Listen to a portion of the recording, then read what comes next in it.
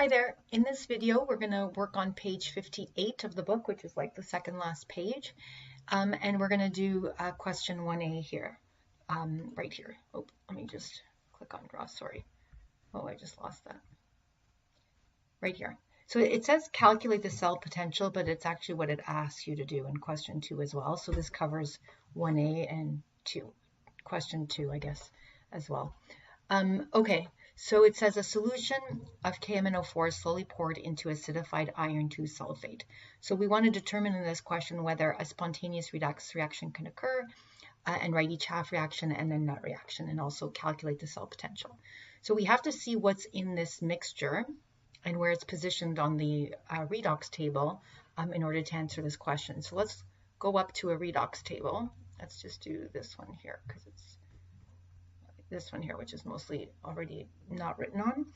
So it first says a solution of KMNO4. So solution means it's dissolved in water. So we have to locate water, all the spots where we see water.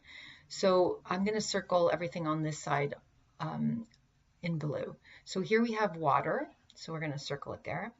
I see water here, but I can't circle this reaction because our reaction container, if you continue to read, does not contain lead sulfate or lead 2 sulfate, as it were. So I can't circle this because I wouldn't have all the ingredients for this reaction to occur. So I keep moving on. Same thing, there's water here, but there's no MnO2, so that's not a viable reaction. So I'm going to keep going. I can only have water and whatever else is in my mixture in order to circle it. So there's water here, I can see, and that's the only reactant. So this potentially could go that way. Doesn't matter what the products are, it can turn into anything as long as you have the ingredients, all the ingredients, it can happen. Here's water, but I don't think that there's Mn plus 2 in the reaction vessel, so we can't use that one.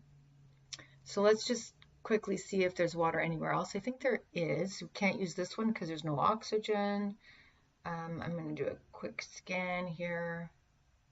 There's water here, so this is possible. It's on the opposite side actually, so let me actually just change the color of that just so that maybe we'll do purple. So we'll do things on the opposite side in purple. You'll see why we do that in a second. Okay, so there we have all the water. So KMNO4, so KMNO4 is an ionic compound. I'll write it over here. So a solution of this, an aqueous solution, would split up into the ions, so potassium ion and permanganate ion. If you forget what the polyatomics are, they're on your list, your valence table list. There's all the polyatomics listed there. So, because some kids will split up Mn from an O, but this is a polyatomic ion. It itself is an ion, so you don't split it up. You just split up the K, the cation, and the anion. So we have to look for potassium ion, K+, and so it's right here. And we have to look for MnO4-, and I believe MnO4 appears in 2 spots. So here's our first reaction that has MnO4, but it requires acidic conditions. So if it does not say that there's acidic conditions present, we would not be allowed to use this reaction. But it does say, I think if I keep reading, it says, is poured into acidified iron 2 sulfate solution. So there's acid there. So because there's acid, this reaction can happen in the forward direction. We would have all the ingredients, okay? The electrons are always available from the other material that is there, but you definitely need to have the reactant. So this is something that would work, okay? And then there's a secondary reaction with MnO4. It requires more acid, but you're not limited. It's not like the quantity matters. That's not indicated, so don't worry about that. As long as it says acidified, then this is a viable reaction that could happen. Okay, so then it's poured into acidified iron 2 sulfate. So iron 2 sulfate, Fe2SO4, or sorry, FeSO4, the charge of 2 crosses down, the sulfate crosses down, and they reduce. So this is an aqueous ionic compound, so it splits up into iron and sulfate. So we have to find iron plus 2. So Fe plus 2 is located here. Sorry, my phone is ringing. Let me just shut that off. Okay, Fe plus 2 right here. And I believe it's located in 2 spots right here. Oh, so actually this should be purple, and because I'm doing this other side in blue, let's do that. Change that color just so it's obvious which side it's on. Okay. So I think I have to still circle sulfate, so we have to find where sulfate is on this list. So I can't circle sulfate here because there's no lead present, so that's not a reaction that could actually happen in that direction. Here's sulfate over there, and sulfate requires acid according to this reaction, which we have. So you could go in the forward direction. So that would be fine because we have all the ingredients. Here's sulfate, but there's no lead for oxide, so that wouldn't work. So you couldn't use that reaction. I don't think I see sulfate anywhere else. Just going to do a quick scan. The hardest part of these questions is finding the substances. Here's sulfate, but it requires lead, which we don't have. Okay, so now we're ready to answer the question. So substances that are on the left side of this arrow, even on this in this column, this is one table that just is broken up into two columns, but anything on the reactant side is experiencing a reduction, so it would be an oxidizing agent. And the higher up it is on this list, so for example, F2 is the highest up, it would be the strongest oxidizing agent. So anything that I've circled here in purple that it's on the left side of the arrow is an oxidizing agent, And the strongest one is the one that's highest up on the list, right? So that would be, the list starts here and continues there and goes down. So the MnO4 minus is the highest oxidizing agent. Water in blue here is higher up than MnO4, but it's not an oxidizing agent because it's on the other side of the arrow. So it can't do anything but go that way. And if it goes that way, the electrons would be on the product side going that way, and so it would actually be experiencing oxidation, so it would be a reducing agent. So everything on the right side of the arrow is a reducing agent, and the best reducing agents are at the bottom of the list. The best oxidizing agents are at the top of the list on the left side, okay? And you would see that they have the more positive potential for reduction. All these reactions are reductions reactions. So the more positive the potential, that means the more likely that it is to be reduced. And if you go down here to lithium, it's got a negative reduction potential. It's less likely to be reduced, the least likely to be reduced, Li+, but Li would be the most likely to be oxidized, like going the other way, because going the other way, this flips sign. If you write the reaction the other way, it flips the sign of the potential and it would have a large oxidation potential to be oxidized. Poor potential to be reduced equates with a high potential to be oxidized. Okay, so we have our oxidizing agent. It's going to be this one, and so that's the potential for that half reaction. And then we want to find the reaction it's going to combine with. So it can only react with something opposite on the opposite side of the arrow because you want an oxidizing agent with a reducing agent. So the two things we have in blue are on the other side of the arrow, and they could be potentially oxidized and are therefore reducing agents. And so you want to pick the one that's the strongest, and that will lead to the most positive potential. And so the most spontaneous reaction, the more positive the cell potential, the more spontaneous the reaction between them. So this one here, this substance here, iron 2, is going to experience an oxidation. The reaction is going to occur that way, starting with iron 2. And this reaction is going to occur that way. They're the ones that are farthest apart on the list. And when you connect them, there's a sloped line going this way. If the slope line is going that way when you connect them, that means the reducing agent is above the oxidizing agent, and they will give a negative potential, and so it won't work.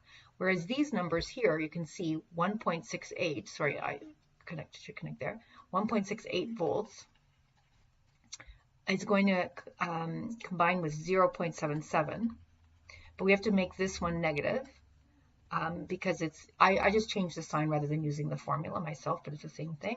And then when you subtract these, you get 0.91 volts. So that's the answer in 2A. That's where the answer is given. And that's the potential of these two reactions. So if you want to write the net reaction, this would be the first half reaction, this one here, MnO4, 4H plus, 3 electrons, etc. And the other half reaction is going the other way. Fe plus 2 goes to Fe plus 3 plus 1 electron. Notice that the electron numbers don't match, so you'd have to make that happen. So this reaction would need to be multiplied by 1, and this by nothing, I guess. And this one would have to be multiplied by 3 to get the electrons to match. Yeah, so 3 electrons here. And so at that point, the number of electrons would cancel. They'd be on opposite sides, and then you would just add the two equations. So there would be a 3 in front of the Fe plus 2, that would be on the reactant side, with MnO4 minus 1, 4H plus, and then on the product side, you'd have MnO2, 2H2O, and then over here, you'd have 3 Fe, 3 plus, because we're reading this reaction going that way, remember? So this would be the reactant, these would be the products. And that should match what is written in the answer sheet there. And then, yeah, the cell potential is 0.91 volts. Even though we're multiplying this equation by 3, you do not multiply the potential of that half reaction. Potentials don't depend on the number of electrons transferred, just on the substance identity itself. Like, it's kind of like color. If I have a piece of paper that's red, if I make that piece of paper larger, have a larger piece of that paper, it's still going to be the same color of red. It doesn't depend on the size of the paper. It's just a property of the material. So that's kind of like potential is a property. The potential to be oxidized or reduced is a property of the substance, which stems from the atomic structure, and that doesn't have anything to do with the number of electrons that are being transferred when you're balancing to get the net reaction. Okay, so I think hopefully that answers your questions. So the key things to remember are you can't, when you're trying to circle the reaction, the substances, sorry, that are being combined, you can't use a reaction if you don't have all the ingredients for that reaction. And you have to make sure you don't mix up the left side and the right side. And I don't mean the left column and the right column. I mean, this is a half reaction. This is what I mean by the left side. This is what I mean by the right side. So you have to pay attention to where your substance that you have in your container is on which side, because that will control whether it's an oxidizing agent and therefore is reduced, or reducing agent, in which case it would be oxidized and the reaction would happen opposite to this, right? So for example, if we had lead and water together, then that's a potential reaction to go that way. You can't go this way if you don't, because you would need PbO2 under acidic conditions to be able to have the reaction go in that forward direction, right? So if we only have, as in this case, we have Fe plus 2, it's going to go that way. That's what's going to happen to Fe plus 2. Or it could actually go this way. So Fe plus 2 is one of those things that could be both oxidized and reduced.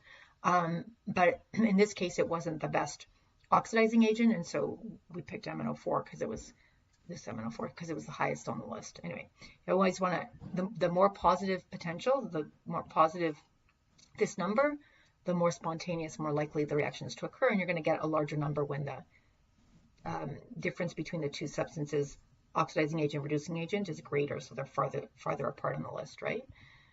Okay, so I think that covers that question, so hopefully that answers all your questions. Thanks, guys.